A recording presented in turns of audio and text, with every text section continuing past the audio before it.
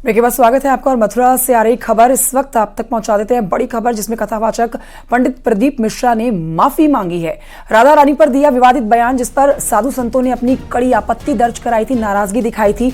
बीते कई दिनों से इस पूरे मामले पर घिरे हुए थे पंडित प्रदीप मिश्रा और अब देखिए आखिरकार उन्होंने माफी मांग ली है। इससे पहले भी माफी मांगी थी पंडित प्रदीप मिश्रा ने, लेकिन फिर भी लोगों की नाराजगी कम ही नहीं हो रही थी।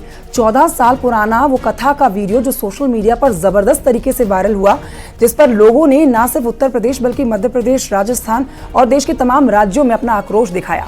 जगह जगह पर आपने देखा कथावाचक प्रदीप मिश्रा के खिलाफ नारेबाजी शुरू होगी और अब आखिरकार अयोध्या पहुंचकर माफी मांगी है कथावाचक प्रदीप मिश्रा ने। विवादित बयान पर, राधा रानी पर जो विवादित टिप्पणी दी थी, बरसाना पहुंचकर माफी मांगी है कथावाचक। क्योंकि आपको बता देते हैं, बरसाना में कथावाचक प्रदीप मिश्रा के आने पर बैन लगाने की मांग की जा रही थी और अब इसी बीच देखिए माफी मांग ली है। साधु संतों के बीच में सबसे बड़ी नाराजगी थी और सबसे बड़ा विवाद तो देखा गया था प्रेमानंद, महाराज प्रेमानंद ने जब अपनी कड़ी आपत्ति दर्ज कराई थी कथावाचक प्रदीप मिश्रा के उस विवादित वीडियो के वायरल होने के बाद। नितिन गौतम और जानकारी के साथ फोनलाइन पर इस समय मौजूद हैं। नितिन गौतम, क्या कुछ इस समय बरसाना में चल रहा है? अब तो माफी मांग ली है, क्या अब लोगों की नाराजगी कम हुई है प्रदीप मिश्रा के खिलाफ? जी देखिए, हम अपने दर्शकों को बताना चाहेंगे कि जो विवादित बयान प्रदीप मिश्रा ने दिया था उसको लेकर लोगों में आक्रोश था, संतों में आक्रोश था। संतों में आक्रोश होने के साथ साथ अगर हम बात करें तो सारे ब्रजवासियों में आक्रोश था। उसके बाद महापंचायत हुई, महापंचायत में ऐलान किया गया था कि अगर प्रदीप मिश्रा 3-4 दिन के अंदर बरसाना आकर माफी नहीं मांगते हैं तो उनका बहिष्कार किया जाएगा, उनका जगह जगह कार्यक्रम को विरोध किया जाएगा। लिहाजा इस संबंध में जो संत थे, महाराज थे, महंत थे, उन्होंने एसएसपी को भी ऐलान किया था और उन्होंने कहा था कि अगर आपने इस मामले में FIR नहीं करी तो जो संत समाज है वो हाईवे जाम करेगा, रेल रोकेगा और तमाम जिस तरीके से आंदोलन होगा वो करेगा। उसी आंदोलन के तहत जो आंदोलन की शुरू आज SSP से मिले थे साधु संत और उसके बाद मालूम पड़ा कि ठीक है नितिन, एक बार ये विस्तार से बताइए, आराम से बताइए और कि बरसाना में क्या हुआ है।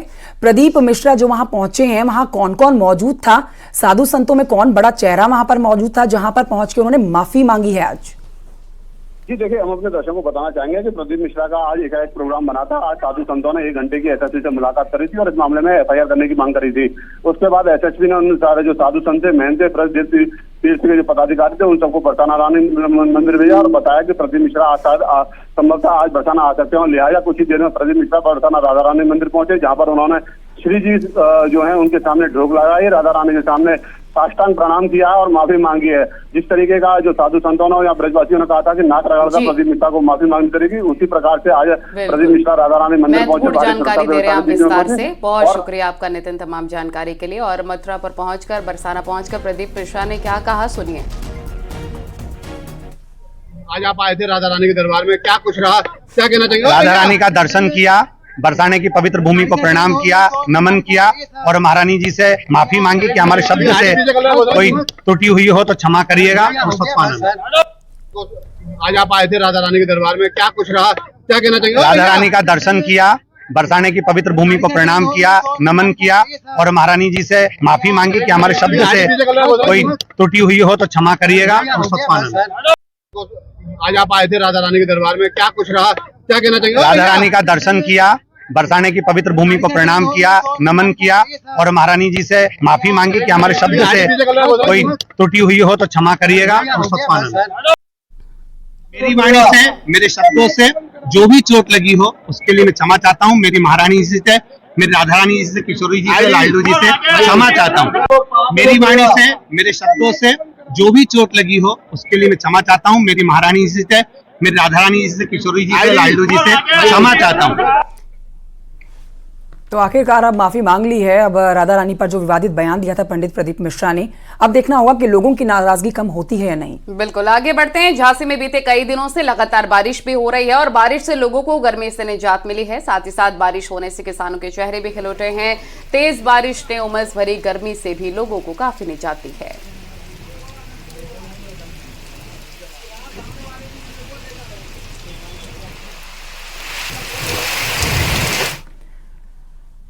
खबर पीलीभीत से है, जहां पर पहली ही बरसात ने नगर पालिका की तैयारियों की पोल खोल दी है। सिर्फ 2 घंटे की बारिश ने शहर को जाम कर दिया। मेन रोड पर कई फुट तक पानी भरा रहा। बारिश का पानी दुकानों के अंदर घुस गया, लोगों के घरों के अंदर घुस गया। बरसात से पहले नगरपालिका ने दावे किए थे कि नालों की साफ सफाई कर दी गई है, लेकिन फिर भी जगह जगह पर जलभराव चिंता का विषय है और ये कह सकते हैं आप कि नगरपालिका के दावों की पोल भी खुल गई है।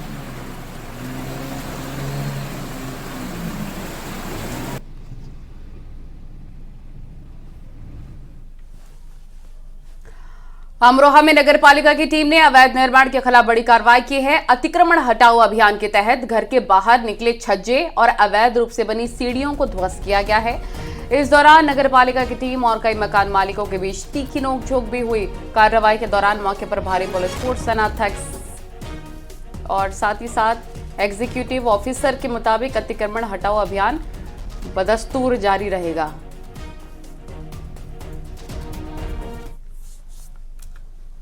हमारे वार्डों में कई सड़कें जो है, नाले जो है वो वर्तमान समय में प्रक्रियाधीन बन रहे हैं, जबकि नालों के लोगों द्वारा इंक्रोचमेंट कर रखा गया है तो नाले नहीं बन पा रहे थे।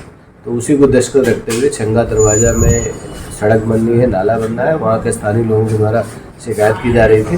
तो उसी को दृष्टिगत रखते हुए आज नगर पालिका द्वारा अभियान चलाया गया और छंगा दरवाजे में जो सड़क बननी थी उसमें जो भी अतिक्रमण था आज हमारी टीम के द्वारा जेई जलकल पूरी टीम ने मिलकर जो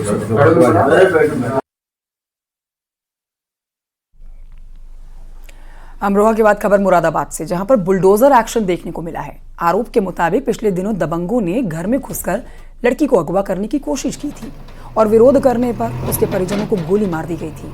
अब इस पूरे मामले की जांच के दौरान आरोपियों पर जमीन कब्जाने का जो खुलासा हुआ, जांच के बाद पुलिस और राजस्व विभाग की टीम ने आरोपियों के अवैध कब्जे पर बुलडोजर चला दिया।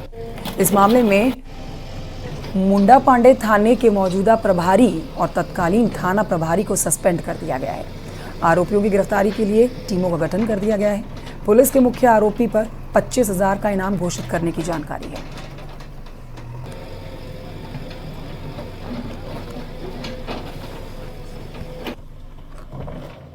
इसमें 5 टीमों का गठन किया गया है। जो मुख्य अभियुक्त है उस पर 25,000 रुपये का इनाम मेरे द्वारा घोषित किया गया है और इसमें क्राइम की गंभीरता को देखते हुए न सिर्फ पीड़ित के विरुद्ध क्राइम है बल्कि ये स्टेट के विरुद्ध भी क्राइम है और इसमें जो दूसरे हमारी एजेंसीज हैं वो सभी भी इसमें गहनता से देख रही हैं। इसी के क्रम में राजस्व विभाग के साथ मिलकर जो उनके द्वारा भूमि का अतिक्रमण किया गया था उस पर गिराया गया है और इस प्रकरण में और ज़्यादा कठोर कार्रवाई जनपदीय पुलिस के द्वारा की जाएगी।